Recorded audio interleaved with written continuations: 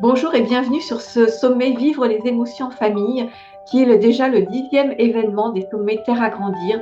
Je suis Fabienne Clavier, je suis l'organisatrice et l'animatrice de tous ces sommets. Alors peut-être que vous avez déjà participé à un sommet grossesse, bébé, petite enfance, adolescence, vivre les émotions en famille, parents du monde de demain. En tout cas, il y a eu plusieurs versions de tous ces sommets-là qui, à eux tous, ont déjà accueilli près de 100 000 personnes. Donc, je suis vraiment extrêmement heureuse que tous les intervenants qui aient pu participer à tous ces sommets aient pu transformer la vie d'autant de parents. Je vous accompagne aujourd'hui sur ce nouveau sommet Vivre les émotions en famille, entouré donc de nombreux experts, des auteurs, des coachs, des professionnels de l'enfance, de l'éducation, en tout cas des experts des émotions, qui vont vous apporter bien sûr des clés, des outils, des ressources, des conseils pour mieux comprendre et accueillir nos émotions, celles de les nôtres, hein, et aussi bien sûr celles de nos enfants, mieux comprendre ce qui se passe et ce qui se joue aussi pour eux. En tout cas, l'objectif est de favoriser de meilleures et de belles relations autour de nous, avec nos enfants, avec nos proches, avec nos parents, et puis surtout, bien sûr, d'apporter plus de sérénité, de calme dans nos propres vies, mais aussi de pouvoir le transmettre à nos enfants. Alors, je vous souhaite vraiment de très belles écoutes, de belles prises de conscience, de faire le plein d'outils pratiques et surtout d'oser les mettre en pratique, parce que c'est comme ça que tout bouge aussi pour nous tous. Et ce que je vous invite surtout, c'est à prendre ce qui est bon pour vous, pour votre parentalité. Et voilà, quelles que soient les conférences que vous écoutez, prenez vraiment ce qui vous parle, ce qui vous touche. Voilà. Aujourd'hui, donc, je suis vraiment heureuse, en tout cas, d'accueillir et de vous présenter un nouvel intervenant et une nouvelle conférence. Alors, bonjour et bienvenue. Je suis extrêmement heureuse de vous retrouver sur une nouvelle conférence du sommet Vivre les émotions en famille 2023. Et donc, aujourd'hui, je reçois Kayla Rodrigue et on va parler de qu'est-ce qui se passe dans la tête de nos enfants quand ils sont en crise, quand ils ont des colères ou autre émotion. Enfin voilà, qu'est-ce qui se passe vraiment. On va faire un voyage dans la tête et le corps de notre enfant pour voir un petit peu tout ce qui se passe à l'intérieur. Hein. Et Ouais. pas que nos enfants du coup, parce que pour nous aussi, bien sûr, hein, Ouais, ouais, passe un peu les mêmes choses, même si le cerveau n'est pas tout à fait construit de la même façon quand on est enfant et quand on est adulte. Tu vas nous expliquer tout ça. ouais. Voilà, on va voir tout ça. Bah, écoute, merci à toi, Kayla, d'intervenir sur ce sommet. Je te laisse te présenter. Oui, merci Fabienne. Encore une fois, merci de l'invitation. C'est toujours un plaisir. C'est ma deuxième fois dans le sommet et c'est ça, c'est toujours un plaisir pour moi de partager ces connaissances-là sur le développement de l'enfant avec une approche naturelle et développementale, justement. Qui se base sur les neurosciences affectives aussi. Donc, mon nom est Kayla Rodrigue. Je suis docteur en psychologie. J'ai une spécialisation en neuropsychologie pédiatrique. J'ai travaillé, je viens du Québec. J'ai travaillé longtemps comme neuropsychologue dans différents milieux, comme les écoles, avec les jeunes, mais aussi en privé, en libéral également. Et avec le temps, j'ai vraiment modifié ma façon de travailler pour qu'elle devienne plus holistique, que j'appelle, c'est-à-dire de voir l'enfant au-delà des diagnostics, au-delà des symptômes, mais vraiment d'aller comprendre qu'est-ce qui se passe à l'intérieur, c'est quoi la source des comportements. Et ça m'a amené vraiment à avoir, à changer ma pratique, là, à venir vraiment la bonifier. Et là, aujourd'hui, j'ai même sorti de mon ordre professionnel pour aller vers pousser cette approche-là holistique. Et parfait. Aujourd'hui, dans le fond, j'accompagne les parents qui cherchent à comprendre, parce que souvent, c'est ça que les parents veulent comprendre, hein, qu'est-ce qui se passe avec mon enfant et les aider à savoir comment intervenir pour venir soutenir la maturation émotionnelle de leur enfant au lieu de mettre de l'huile sur le feu. Des fois, sans s'en rendre compte, on fait notre possible, mais on vient mettre de l'huile sur le feu un peu, là, sur les comportements. Alors, ça résumerait là, ma présentation si je veux faire ça Oui, succinctement. c'est ça, parce que voilà, ce que je voulais te demander, c'est qu'est-ce qu'on va trouver dans cette conférence et avec quoi les auditeurs vont repartir à la fin de la conférence? Mmh. Oui, ben aujourd'hui, justement, j'avais envie de partager la différence entre quand l'enfant fait une crise, on va pas, souvent il y a des comportements dérangeants. Puis là, nous, on le voit de l'extérieur et on veut arrêter les comportements, on veut que ça se calme, que ça s'arrête pour continuer notre agenda, c'est-à-dire que l'enfant nous écoute, qu'on continue nos tâches, etc. là. Mais je vais vous amener à l'intérieur du corps, donc dans sa tête, comment ça se passe quand l'enfant vit une émotion forte, qu'il y a une crise, pour vraiment, de un, comprendre, hein, c'est le premier objectif, d'aller comprendre qu'est-ce qui se passe. Puis je vais partager aussi des pistes de solutions au niveau comment être un guide au niveau émotionnel pour l'enfant, pour aider l'enfant à vivre son émotion plutôt que de venir l'arrêter ou essayer de la faire disparaître. Je vais vous partager quelques stratégies par rapport à ça. OK, bah, écoute, merci à toi. Bah, je te laisse, justement nous expliquer un petit peu, qu'est-ce qui se passe dans ce cerveau, quand, quand il y a une Ouais, émotion, plutôt ben, débordante parce qu'une émotion, basique, je dirais qu'on arrive souvent quand même à la gérer. C'est ouais. surtout quand ça déborde que ça devient compliqué. Mmh. Ouais, ouais, puis c'est pas pareil pour tout le monde, hein. Des fois, une émotion que quelqu'un peut considérer comme basique, ben pour l'autre, ça va venir nous déclencher. Donc, c'est vraiment personnel à chaque adulte également. Puis souvent, de l'extérieur, comme je le disais tout à l'heure, on peut voir l'enfant qui va crier, donner des coups, briser, mordre. Donc, chaque enfant a sa façon de venir sortir son énergie d'attaque, on va dire, faire sa crise. Et parfois, ça peut être perçu comme l'enfant manipule. Non, arrête de faire ça, ça sert à rien. Pourquoi tu fais ça? Tu fais par exprès. Donc, ça peut être perçu comme ça par l'adulte. Et souvent, c'est perçu comme ça quand on ne comprend pas. Quand on se sent impuissant, souvent, on va repousser à l'extérieur la cause. Donc, c'est l'enfant le problème, il fait par exprès. Ça peut être perçu comme de l'opposition. Donc, c'est ça, il fait par exprès, il s'oppose. Et parfois même, on va penser que l'enfant perd un peu le contact avec la réalité, hein. Des fois, c'est vraiment comme son on dirait que c'est tellement intense qu'ils sont plus là. Donc, ça peut faire peur, ça peut nous décontenancer, mais ce qu'il faut se rappeler, c'est que c'est la pointe de l'iceberg. C'est ce qu'on perçoit à l'extérieur. Donc là, moi, je vais vous amener, comme je disais, à l'intérieur de voir, OK, qu'est-ce qui peut expliquer ces comportements-là. Et ça va être important à prendre cette pause-là en tant que parent, de s'arrêter, d'aller réfléchir un peu plus loin, parce que si on reste pris dans nos réactions, pris dans notre pointe de l'iceberg, ben, souvent, ce qu'on cherche, c'est vraiment éteindre le comportement. Arrête, arrête de faire ça. C'est tannant, c'est pas approprié parce que nous, on a notre, comme je le disais, notre agenda, c'est-à-dire on veut que l'enfant s'habille, on veut qu'il partage, on veut qu'il travaille, on veut que, bon, on a notre propre désir et là, souvent, on reste focus là-dessus. Donc, je vais vous amener à réaliser que pendant que l'enfant est en crise, souvent, il faut faire une pause sur notre agenda pour changer notre objectif. Puis c'est là qu'on va voir ensemble, ça va être quoi l'objectif, là. Si on rentre un peu à l'intérieur maintenant, euh, ce qui va souvent déclencher la crise, tu sais, des fois, on dirait qu'il n'y a rien. Voyons, c'est arrivé pour rien. Mais il y a tout le temps un déclencheur. Des fois, il est interne à l'enfant. Des fois, c'est un malaise interne. Des fois, il est perçu. Des fois, c'est mental. L'enfant perçoit quelque chose ou des fois, c'est vraiment réel suite à une limite qu'on a mis ou quelque chose qui est arrivé. On va appeler ça un stresseur, un déclencheur. Et selon la maturité de l'enfant ou selon sa capacité adaptative, on va décortiquer les deux après, ben, l'enfant va partir en crise ou pas. Donc, ça dépend vraiment de sa maturité et de sa capacité adaptative. Et ben, si je commence avec la maturité, quand on parle de maturité chez un enfant, souvent on s'attend que ça vienne avec l'âge, hein. Effectivement, s'il n'y a pas de problème dans le développement de l'enfant, on peut s'attendre qu'entre 5 et 7 ans, il y a ce qu'on appelle des fruits de la maturation qui soient visibles. Donc, les fruits de la maturation, c'est quoi? L'enfant qui est autonome, qui est responsable, l'enfant qui est capable de gérer ses émotions, l'enfant qui est capable de penser à l'autre, être empathique, euh, penser au contexte, hein, de se mettre à la place de l'autre, comme je disais, ou d'être débrouillard, bon, ou toutes les valeurs qu'on aimerait que notre enfant ait, de partage, le courage, la persévérance.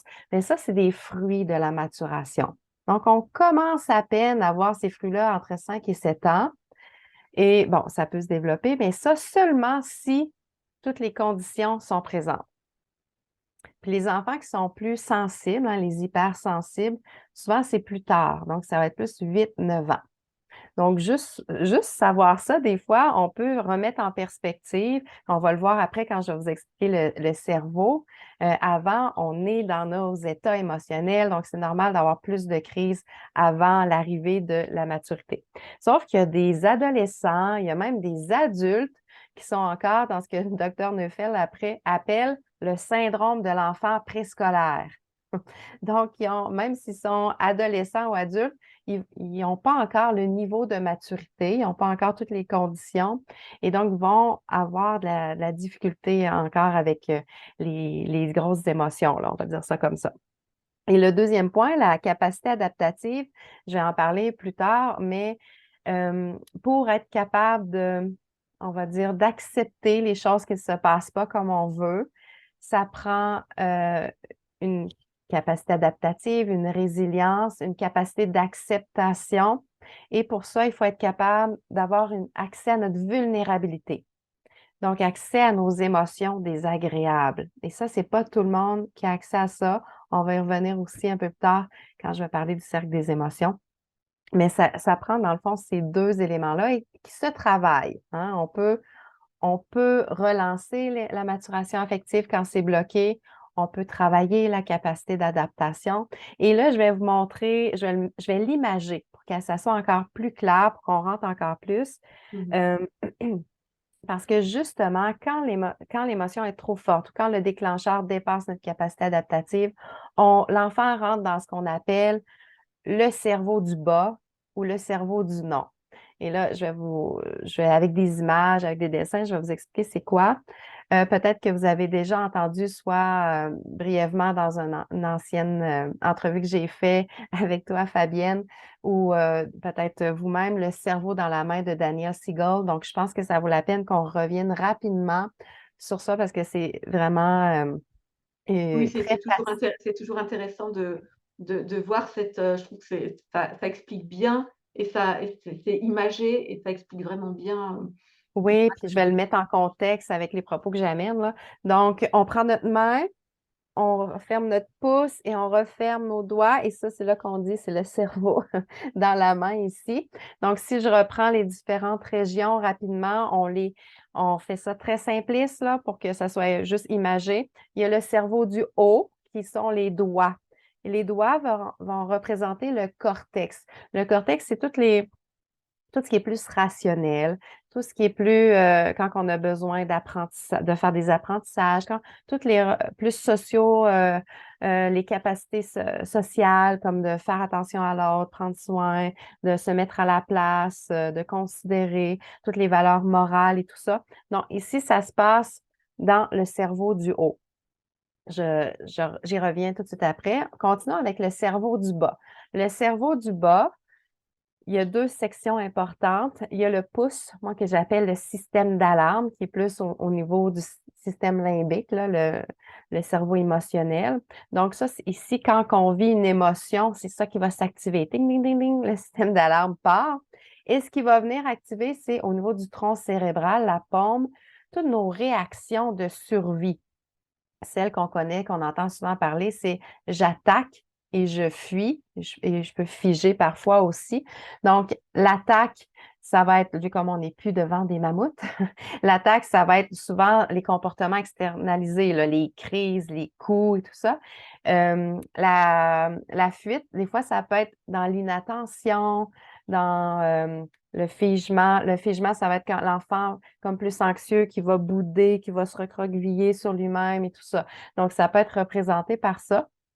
Puis Donc, la fuite, ça peut être aussi un enfant qui va s'enfermer, qui claque la porte. oui, c'est littéralement qui et qui part, là, s'isole, qui s'isole. qui évite la situation, qui s'isole, effectivement. Donc, on va y revenir quand je vais parler des strates, mais ça, dans le fond, c'est des réactions du système nerveux. C'est pas l'enfant, c'est instinctif. C'est pas l'enfant qui va nécessairement décider de son mode réactionnel parce qu'il n'a plus son cerveau d'en haut, souvent, quand il est rendu là, là. Alors, justement, comment ça fonctionne? C'est qu'avant 5 et 7 ans, le cerveau du haut est presque pas connecté. Donc, avec la co-régulation du parent, on va y revenir sur c'est quoi la co-régulation, mais avec l'aide du parent, avec l'âge, la maturité, euh, du temps, ce que le cerveau va faire va de plus en plus se connecter et être en plus solide.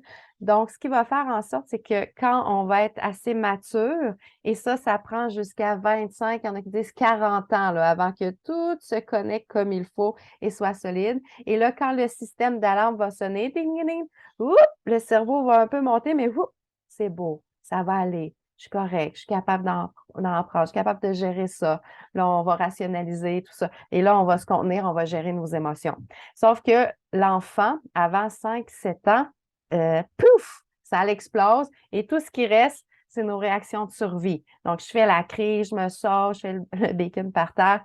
Donc, c'est pour ça que c'est normal avant 5, 7 ans 8, 9 ans, chez les plus sensibles, d'avoir beaucoup de crises, souvent des crises, c'est normal. Donc, en vieillissant, tuc, tuc, tuc, tuc, et on a vraiment besoin de l'adulte, on va y revenir après sur comment aider notre enfant à venir connecter son cerveau, ce qu'on appelle la co-régulation. Ça, on va le voir plus tard.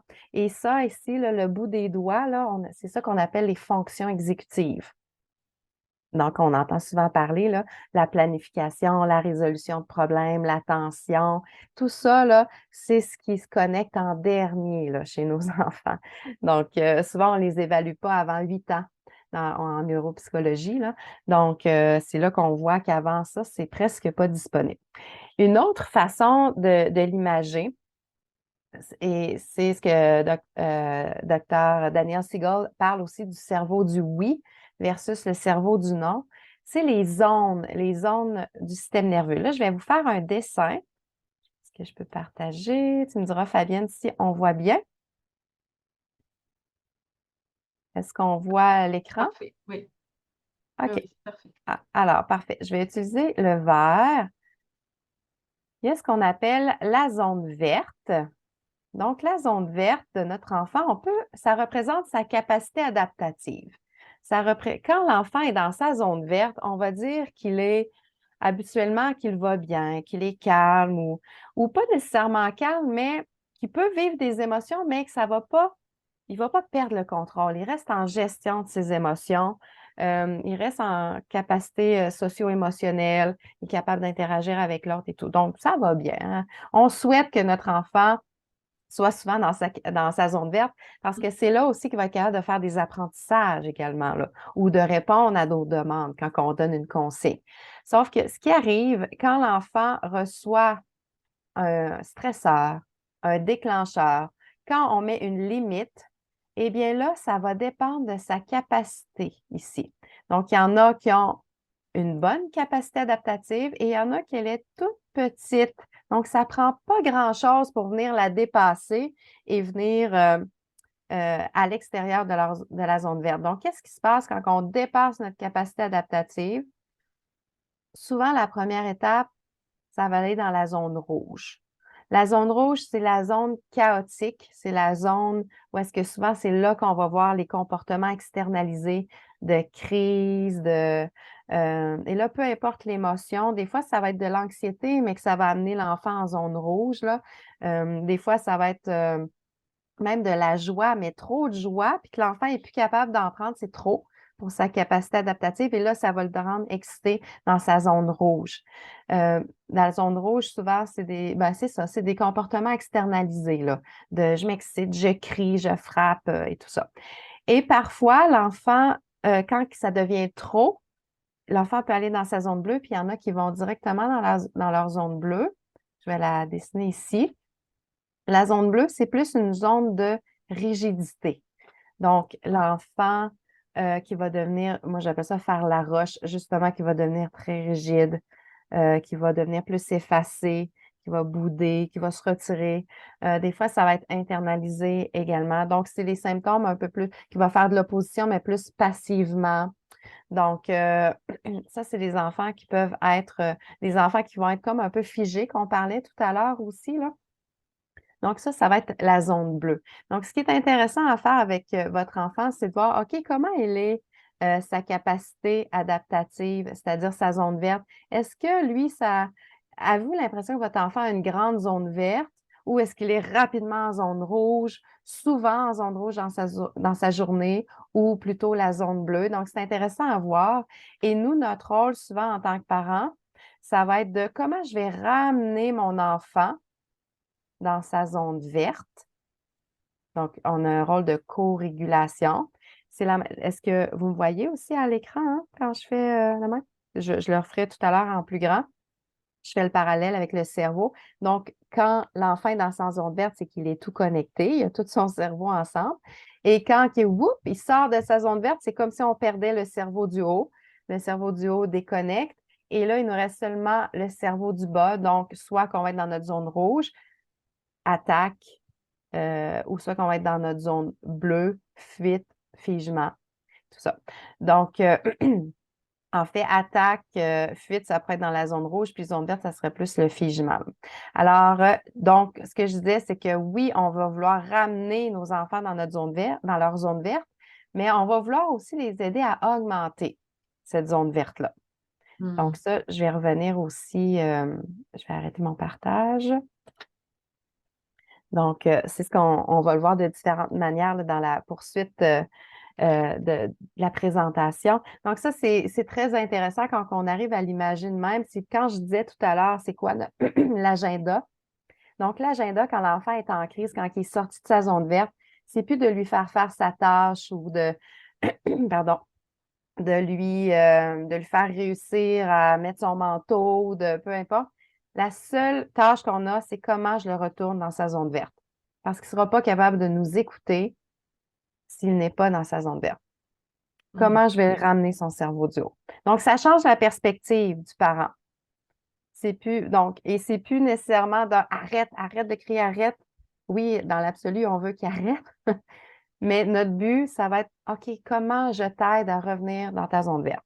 Donc, Oui, on parce va on l'accompagner. a tous déjà bien vécu que le fait de leur dire: «Arrête», de toute façon, ça sert à rien parce que bien sûr Non. qu'ils n'arrivent pas à arrêter donc Exactement. Puis ce qu'on se rend compte, c'est qu'on n'a pas le contrôle hein, sur les comportements de l'enfant. On n'a aucun contrôle sur notre enfant. On a une illusion de contrôle quand on se met à crier sur notre enfant, puis que là, on active une autre émotion qu'on appelle l'alarme, puis là, ça les fige. Mais là, il n'est pas dans sa zone verte, là. C'est qu'on vient de le transférer d'une zone rouge à la zone bleue. Fait que là, il a arrêté de crier, il a arrêté de bouger, mais il n'est pas plus dans sa zone verte. Et en plus, ça brise la relation. Ou des fois, on va être dans l'illusion de contrôle quand on va aller vers les punitions, les conséquences. Ça va faire la même chose aussi. Souvent, l'enfant va écouter parce qu'il là, il va se retenir, il va être en situation d'alarme. Donc, ce qu'on veut vraiment, c'est comment je vais le ramener dans sa zone verte. Et pour justement être un agent de co-régulation, un agent d'aider l'enfant à libérer son émotion, parce qu'on ne veut pas mettre un couvercle sur l'émotion, mais on veut comment je vais t'aider à la sortir, cette émotion-là. Donc, je vais vous expliquer le cercle des émotions. Je vais encore partager mon écran. OK. Oui, comme ça, je vais effacer ici. Donc là, ici, on revient avec parfait. On revient avec le déclencheur qu'on va placer en haut ici. Donc, on vient de mettre une limite, on vient de dire non, tu ne peux pas avoir un deuxième biscuit. Donc, déjà ici, dans la façon qu'on va faire notre demande ou qu'on va mettre notre consigne ou nos limites, il y a une façon qui va venir activer le cerveau du non, c'est où qui va déconnecter le cerveau. Donc, il y a une façon de faire aussi. Donc, souvent, on va y aller, ça dépend de l'enfant, là. Souvent, on va y aller en connexion, c'est-à-dire, mettons que si on reprend l'exemple que l'enfant ne peut pas avoir un deuxième biscuit, au lieu de dire, ben non, là, ça se peut pas, on n'aura pas de deuxième biscuit, c'est pas bon pour toi. Donc, au lieu d'aller tout de suite vers le non, On, moi, souvent, je dis, on va faire le oui, mais. Donc, on va essayer d'activer le Mmh. cerveau, de rester l'enfant connecté. Ah, c'est vrai, ça serait tellement bon, deuxième biscuit. Donc, on essaie de se mettre à de se connecter à son sentiment, à ses pensées, pour lui montrer qu'on le comprend. Donc, ah, c'est vrai, ça serait tellement bon, un deuxième biscuit. Alors, le problème, c'est que là, ça ne sera pas possible parce que ça va faire trop. Donc, on va amener la limite, la consigne, mais après la connexion. Donc, ça, c'est un petit truc aussi sur comment, et là, on pourrait jaser pendant 1 heure de chacune des sections, là, mais je vous donne comme un aperçu de chacune. Donc, la première, c'est comment je fais ma demande, d'être conscient de ça. Est-ce que quand je fais ma demande avec mon attitude puis mon autorité, tout ça, est-ce que j'active le cerveau du non de l'enfant, hein, ses crises, ou est-ce que je suis capable de le passer plus doucement en me connectant? Bon, peu importe, même si, mettons qu'on a fait notre demande, non, tu ne peux pas avoir un deuxième biscuit. Et là, souvent, ça va déclencher une série d'émotions chez l'enfant. À chaque fois, l'enfant vit un stresseur, il y a des émotions qui partent. Il y en a 3 habituellement. La frustration, souvent qui est en lien avec les colères, l'alarme, souvent qui est en lien avec l'anxiété, et la quête. La quête, souvent, on l'entend parler comme la recherche d'attention. Et chaque émotion a son rôle, son objectif. Là, ici, je vais parler un peu plus de celle de la frustration. OK? Donc, désolée de mon écriture avec la souris, là. Alors, il y a 3 sorties à l'émotion. Quand l'émotion part, il y a 3 chances qu'on peut la faire sortir. La première sortie, celle que l'enfant essaie de prendre souvent, c'est d'essayer de changer ou des fois d'éviter quand c'est stressant ou des fois de refermer le gap de la séparation. Mais bon, on va y aller avec la frustration. Changer quelque chose qui ne fonctionne pas. Donc, ici, mais l'enfant va essayer de négocier ici, là. Donc, ici, on est souvent dans la négociation. Par exemple, oh, mais s'il te plaît, juste un petit biscuit, puis pourquoi l'autre fois tu as dit oui, pourquoi là tu dis non? Puis bon, là, l'enfant, il est très intelligent, il va nous trouver plein d'excuses, plein de. Et souvent, en tant que parent, ben, on reste pris dans cette sortie-là. Puis là, on commence à parler avec l'enfant, ben non, on peut pas, c'est pas correct. Dans le fond, on est en train de parler à son cerveau du haut. Parfois, à ce moment-là, il est encore connecté, là, le cerveau du haut. Mais là, tu sens qu'il est fragile. Puis là, dans la façon qu'on parle, il ne manque pas grand-chose que, pouf, on va y faire déconnecter. Parce que souvent, on va être très réactif, nous aussi, à ce moment-là. Puis, bon, là, arrête de me parler de ça. Là, c'est la dernière fois que je te le dis. Puis là, on va mettre de l'huile sur le feu. Et pardon, je toussais. Donc, on va mettre de l'huile sur le feu et souvent, c'est pas long qu'on vient déconnecter notre enfant. Donc, ici, dans la première sortie, moi, souvent, je vais travailler avec le parent, euh, ce que j'appelle la parentalité consciente. Quand est-ce que ma consigne, elle est rouge? Donc, rouge, c'est-à-dire c'est non négociable. Puis là, souvent, on se rend compte qu'il y a des choses qui appartiennent aux parents là-dedans. C'est exemple, là, tu n'as pas le droit de mettre 2 bas pas de la même couleur. Il faut que tes chaussettes, là, il faut que ce soit de la même couleur. Mais l'enfant, il partait avec 2 chaussettes dépareillées. Mais là, le parent, il est comme si c'était une consigne rouge, là. Non, puis là, on rentre dans un. Puis là, on pourrait se demander en quoi est-ce si grave que l'enfant ait 2 bas pas de la même couleur.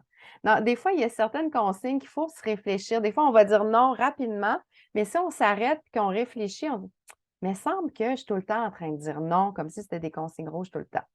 Oui, la Et question à se poser en tant que parent, c'est: Est-ce que c'est important pour moi ben, de oui, mais pourquoi c'est important pour moi? Tu sais, dans le sens que parce que c'est facile de dire: «Ah, c'est important parce que ça paraît bien». De quoi il va avoir l'air s'il y a 2 bas pas pareils?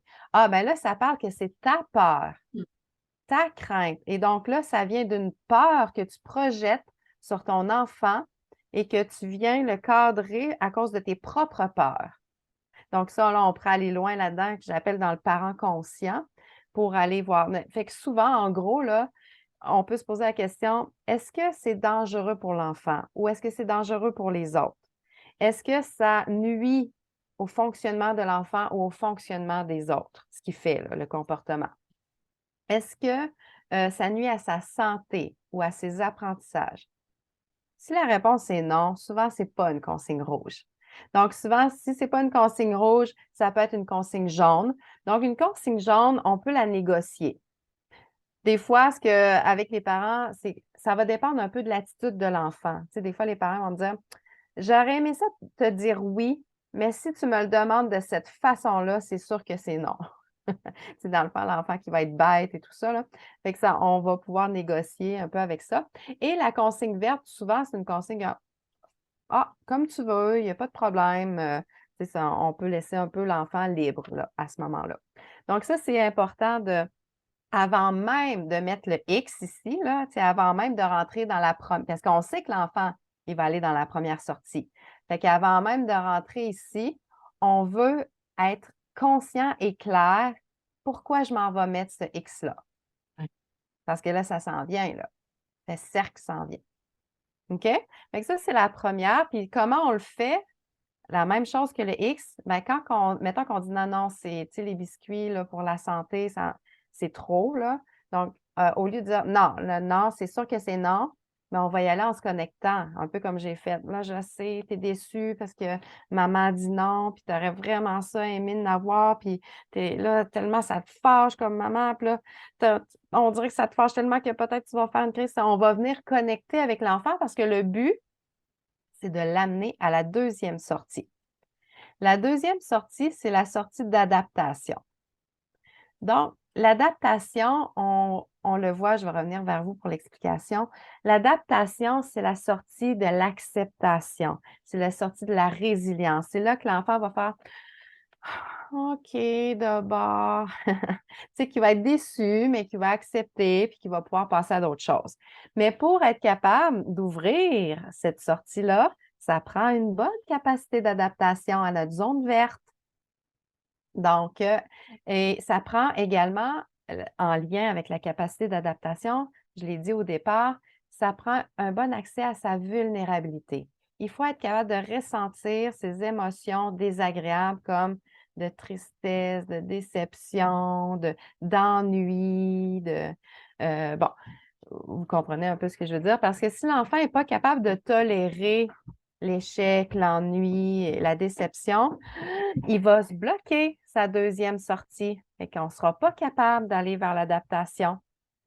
Donc là, ce qui va arriver, ça va être zing dans la troisième sortie. Donc là, je reviens. Alors, si c'est bloqué, mettons qu'on a bloqué la première. Non, c'est pas possible. On a dit non, puis là, on l'a fait en connectant, tu sais, on a bien fait ça, là. Puis là, on essaie de l'amener vers les larmes, c'est-à-dire de l'amener vers la résilience, puis oh non, ça n'a pas marché. Puis souvent, ça ne marche pas quand cette porte-là est bloquée ou que l'émotion est beaucoup trop intense. Même nous, des fois, les adultes, quand on vit une grosse émotion, des fois, on va aller dans la troisième sortie, là, même si on a une maturité. Donc, la troisième sortie, c'est la sortie de la crise. C'est la sortie d'attaque. Donc, ici, je reviens vers vous. Souvent, ting, puis ça peut aller vite, là. Des fois, ça va vite. Poum, l'enfant sort tout de suite en attaque. Et des fois, on n'a même pas vu ce qui s'est passé parce que ça, c'est à l'interne. Puis il y a tellement une faible capacité adaptative. Poum, il s'en va tout de suite. Cerveau déconnecté, zone rouge, attaque. Donc, ici, à ce moment-là, comment qu'on gère ça? Et on va terminer sur cette sortie-là aussi. Comment qu'on gère ça? C'est la première, on peut essayer encore la connexion. Oh là, tu es très fâché, puis là, tu as le goût de frapper, tu as le goût de crier, puis on dirait que ça passe pas comme tu veux. Viens ici, je vais t'aider. Puis des fois, puis exemple avec un colleux, un câlin, des fois, ça va venir réduire. Des fois, on peut prendre une porte secrète là, et utiliser le jeu. On va transformer en jeu. Là, tu es tellement fâché, puis viens, viens, on va faire une bataille d'oreillers, puis là, on va virer ça en jeu. Des fois aussi, ça va ramener en zone verte. Hein? Notre but, si on se souvient, ramener en zone verte. Donc, quand la connexion ne fonctionne pas, parce que là, il est parti trop, là, c'est trop déconnecté, il n'y a plus accès, tout ce qu'il faut faire en tant qu'adulte, c'est aider à la co-régulation. Donc, c'est passer à travers la tempête, donc la crise, sans briser le bateau. Donc, imaginez-vous, là, on est dans un bateau, on est dans une tempête. Nous, on avait de la marchandise, là, on avait un agenda, il fallait aller livrer notre marchandise. Il fallait que notre enfant aille se brosser les dents, il fallait qu'il s'habille. Mais là, arrive une tempête. Qu'est-ce qu'on va faire avec? Est-ce qu'on va encore à tout prix essayer d'aller livrer notre marchandise ou on va essayer de sauver notre bateau dans la tempête? Parce que si on n'a plus de bateau, puis c'est quoi le bateau? C'est la relation, Mmh. l'attachement entre le parent et l'enfant. Parce que si on n'a plus ce bateau-là, il n'y a plus rien qui va fonctionner après. On ne pourra plus aller livrer notre marchandise. Ouais, mais c'est une super métaphore, en tout cas, ça explique bien. Oui, c'est une métaphore que Dr. Neufeld a donnée je la trouve excellente, fait que je la repartage. Donc, comment sauver le bateau? Donc, on va ici, l'idée, c'est comment je vais gérer la crise, gérer la tempête sans briser ma relation. Donc, c'est sûr que si j'utilise des techniques comme je suis tannée de toi, pourquoi tu me fais toujours ça? T'es donc bien méchant, puis va dans ta chambre, je veux plus te voir. Puis... Donc là, on va accentuer la séparation. On va briser la relation de cette façon-là. Donc, c'est pas une fois qui va tout gâcher, mais à force de répéter des actions comme ça, des interventions comme ça, l'enfant va se sentir comme mon parent m'aime pas. Je ne suis pas compris. Donc, ici, ça va être comment, là, on pourrait en parler longtemps aussi de la gestion de crise, là, mais ça va être de comment je vais accompagner. Donc, non, j'accepterai pas que tu frappes, mais oui, je comprends que tu es fâché, puis viens, je vais t'aider à trouver une façon de sortir ta frustration. Au lieu de frapper ta sœur, qu'est-ce qu'on pourrait frapper? OK, viens, on va frapper dans un oreiller. Parce que c'est sûr qu'on aimerait tous que nos enfants disent: je suis fâché, je suis pas content. Mais là, il y en a qui ne sont pas rendus là à nommer. Ils ont besoin que ça sorte en mordant, en criant, en tapant. Fait qu'on va essayer de trouver une façon le plus socialement acceptable de venir libérer cette énergie-là d'attaque et on va les accompagner à le faire. Puis parfois, il y en a qui ça va être comme une danse, parce qu'il y en a qui, si on reste trop proche, ben là, c'est nous qui allons se faire attaquer. Fait qu'il faut pas, il faut dire: je suis là, je suis juste de l'autre côté de la porte, je reviens te voir bientôt. On va faire des ponts de la séparation. Donc, on va, bon, encore une fois, je ne veux pas rentrer trop dans les détails de la gestion de crise, mais ici, ce qui est important à retenir, c'est comment je vais gérer la crise tout en gardant ma relation, parce que ça va être ça après qui va être précieux pour revenir à notre agenda. Parce que quand tout ça va être passé, quand l'enfant va être reconnecté, quand il va être revenu dans sa zone verte, c'est là qu'on va pouvoir faire les redirections, c'est-à-dire: ouf, tantôt, là, on dirait que tu as vraiment pas aimé ça quand maman t'a dit non, puis là, elle a explosé, puis là, on a fait une grosse. On va revenir sur ce qui s'est passé, on va dire: ah, comment la prochaine fois on préfère, là, quand tu es fâché comme ça, là, là, c'est là qu'on va, au lieu de taper, tout ça, c'est là qu'on va se donner les outils. Peut-être que tu pourrais aller dans ta chambre, peut-être que tu pourrais aller écouter de la musique, peut-être que tu pourrais venir faire un gros colleux à maman, peut-être. Là, c'est là qu'on va discuter des solutions.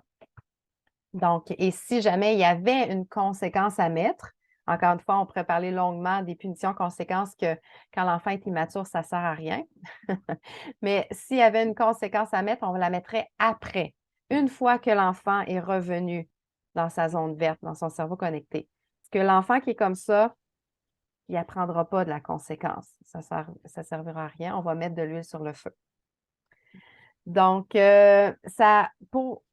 on pourrait en parler longtemps. Je ne sais pas, Fabienne, si tu as des questions et tout ça, mais moi, ça fait le tour des informations que je voulais vous donner pour vous aider à rentrer dans comment fonctionne, hein, avec les ondes, le cerveau, comment qu'on peut voir notre enfant quand il était. Puis le voir pour ce que c'est pas de la manipulation, c'est pas qu'il fait par exprès ou quoi que ce soit. Là, il est déconnecté, il est dans son cerveau du bas instinctif et c'est comme ça qu'il réagit.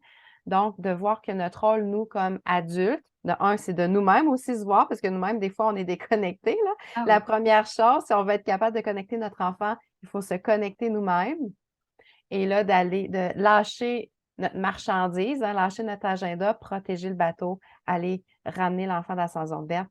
Et après, on pourra le faire apprendre des nouvelles astuces, stratégies là, pour la prochaine fois pour faire mieux ça. Là. Ça va être avec le temps parce qu'à force de faire ça, à force de le ramener, à force de le ramener, hop, un moment donné, on se rend compte, hey, ça restait accroché. Yes, on l'a eu. Et là, c'est là la maturation prend place. Oui, c'est ça, c'est ce qui est important. Alors là, c'est important ce que tu as dit de comprendre ce qui se passe dans le cerveau, mais il y a cette deuxième étape qui est importante, dont tu parles, c'est d'en reparler après et parfois on oublie cette étape-là. C'est-à-dire qu'on Ouais, on passe à autre chose et on n'en reparle pas pour trouver des solutions. On ben, voilà, ouais, parce que le retour va être important dans le sens que ça va aider l'enfant à sentir que la relation, oui, elle est sécurisée, elle est encore là. Parce que ça, c'est le plus important pour l'enfant, c'est la relation. Parce que s'il sent que la relation n'est pas là, pouf, cerveau d'en haut, déconnecte. Donc, premièrement, ça l'aide à ça et ça l'aide l'enfant à se comprendre lui-même. Qu'est-ce qui s'est passé avec moi? Pourquoi j'ai agi comme ça? Quelles seraient mes pistes de solution? Oui, le retour est. Donc, si on se. Parce que ça l'arrive, on n'est pas des parents parfaits, hein? Ça arrive à tous les jours qu'on est réactif et qu'on crie après nos enfants, quoi que ce soit. Donc, le plus important, c'est le retour. mmh. Mmh.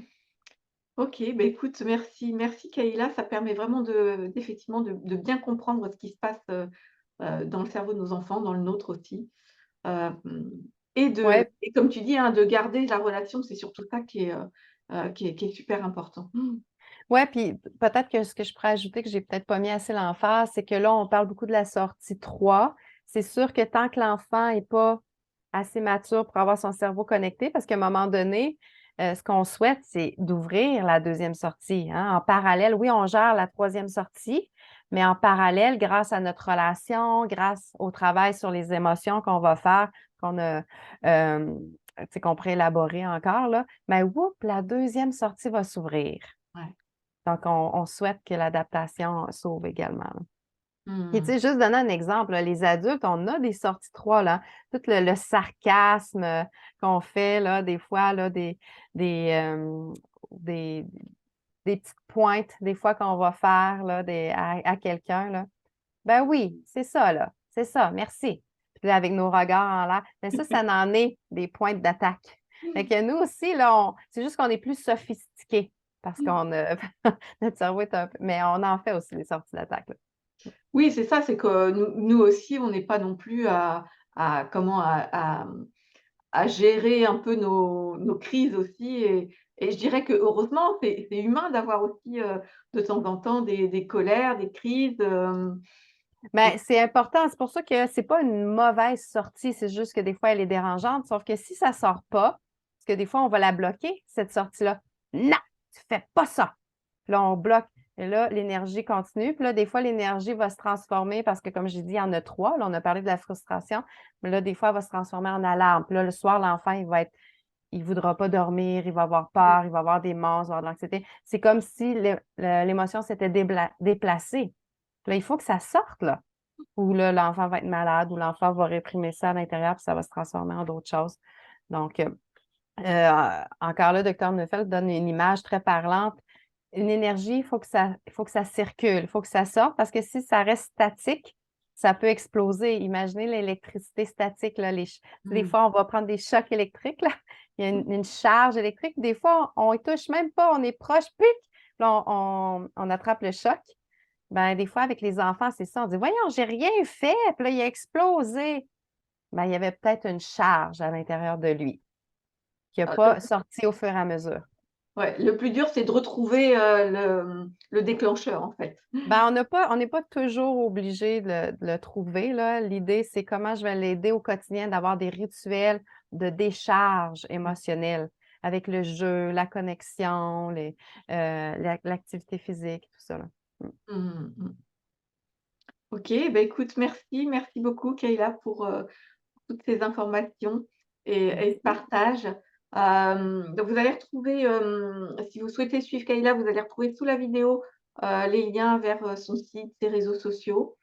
Kayla vous offre aussi un cadeau que vous allez retrouver, sous la conférence ou à côté, un petit bouton marqué cadeau. Dis-nous ce Oui, que puis c'est que ton petit si je peux me cadeau? permettre, justement, le cadeau, c'est en lien un peu avec la conférence d'aujourd'hui, c'est mon guide du parent conscient. Je donne, c'est divisé en 4 parties, comment gérer les crises, justement, de façon bienveillante, consciente. Donc, ça donne des stratégies générales dans le quotidien pour comment connecter là, à chacune des sorties qu'on a vues là, pour pas mettre de l'huile sur le feu. Mais en même temps, ça donne des trucs avant la crise, pendant la crise et après la crise. Mmh. Donc, vous allez avoir ça dans le guide du parent conscient. Donc un chouette cadeau et en plus, vous allez pouvoir aussi, pour ceux qui veulent, le coffret du sommet, Kayla vous propose un atelier spécial, chicane, dispute. Voilà, chicane, c'est Ouais. québécois, dispute chez nous. Les disputes, oui. Comment gérer les disputes, hein, dans la fratrie, la rivalité, tout ça, là. Donc, oui, dans mon atelier que je vais offrir, qui est environ entre 45 minutes, 60 minutes, on va aller voir Mmh. les raisons pour lesquelles ça arrive, ça, les disputes.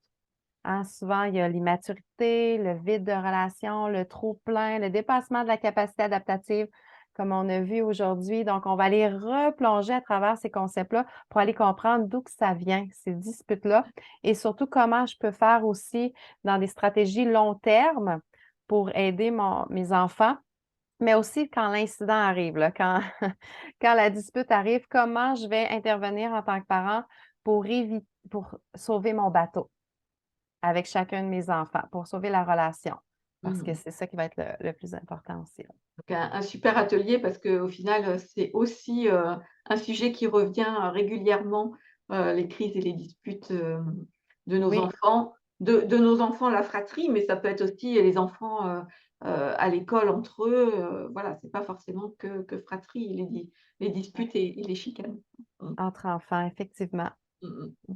Donc ça, vous allez le retrouver donc dans le coffret du sommet, le coffret qui regroupe, toutes les conférences des intervenants et des ateliers donc pratico-pratiques, et complémentaires des conférences du sommet. Donc voilà et puis vous avez aussi un espace commentaire sous cette vidéo. Vous pouvez laisser, un message à Kayla, une question, une prise de Ouais. conscience, voilà, qu'est-ce que vous avez retenu de cette conférence et Kayla vous répondra le temps de la diffusion de cette conférence. Oui, n'hésitez pas, ça va me faire plaisir, d'aller échanger avec vous. Voilà, donc merci beaucoup Kayla. J'ai une dernière question que je pose à tous mes intervenants. Oui. C'est, est-ce que tu veux bien nous partager, une émotion, un moment que tu as vécu quand tu étais, plus jeune, qui t'a soit donné des ailes, soit plutôt freiné dans ta vie? Quand j'étais plus jeune, j'avais un bel exemple en tête, récemment. Je vais essayer de voir si j'en ai un quand j'étais plus Non, mais jeune. tu es jeune là, Kayla. Ah ben là, ben oui, je suis jeune. Tu es encore jeune. 38 ans, 38 ans. Hem, ben oui, je vais quand même donner mon exemple, récent. C'est sûr que moi, mes parents, je vais donner je vais en donner 2. Un exemple jeune, ça a été la séparation de mes parents. C'est sûr que c'est venu, bouleverser, c'est venu, changer ma perception, puis c'est sûr que ça peut ça on pourrait en parler longtemps aussi, l'effet que ça a sur les enfants, là, de la façon que c'est fait et tout. Donc c'est sûr, ça crée comme une certaine blessure qui a suivi puis que je connais et que je gère aujourd'hui, mais bon. Il y a ça. Mais récemment, ce que je dirais, c'est que j'en ai parlé un petit peu au début, j'ai pris la dure décision de sortir de mon ordre professionnel parce qu'au Québec, pour exercer avec le titre de psychologue, on doit être dans un ordre, donc dans un cadre et pour différentes raisons, ce cadre-là ne me convenait plus parce qu'il m'empêchait de réaliser ma mission, on va dire, de partage et tout ça avec tous les concepts que j'avais en tête et mais ça demande un grand travail sur soi. Donc il y a eu beaucoup de stress, d'anxiété, aller faire un travail aussi de vivre ma déception, de deuil, hein, de laisser aller ça. Mais oui, la décision a été prise et j'ai fait ce cheminement-là. Donc ça a été fait tout récemment là, en décembre 2022. Mais oui, ça a été une grosse étape, là. Ça m'a pris 4 ans de cheminement pour, arriver à cette décision-là. Donc j'avais envie de partager ça aujourd'hui, là. Mmh. Oui, parce que c'est des décisions qui, au final, quand on les fait, amènent des émotions des fois peut-être un peu désagréables, mais qui Oui, au c'est dans final la font du vulnérabilité. bien parce que, tu as un but dans tout ça donc Oui, ben, il faut se rattacher à notre but, hein, parce que c'est sûr qu'après, ça l'amène encore des collègues: «Pourquoi tu as fait ça? Puis c'est pas correct ce que tu fais», puis «Oh wow, tu es tellement courageuse, bravo, j'aimerais aussi». Fait que là, ça l'amène vraiment des des montagnes russes d'émotions, donc il faut rester centré sur pourquoi je le fais, puis je le fais pas pour les autres, je le fais pour moi. Et voilà. Mais ça me permet de continuer ma mission comme je l'entends, donc c'est ce qui se compte. Mmh, super. Bah, écoute, merci, merci Kayla aussi pour ce partage. Merci pour tout ce que tu viens de nous transmettre. Et puis, bah, du coup, moi, je vous retrouve donc sur une autre conférence et bah, je te laisse le petit mot de la fin. Mmh. Oui, ben merci Fabienne encore une fois, très heureuse d'avoir pu partager ça avec vous. Et le mot de la fin, je dirais, soyez des agents libérateurs d'émotions. Super, merci beaucoup. Bye À bye. très vite. Bye bye.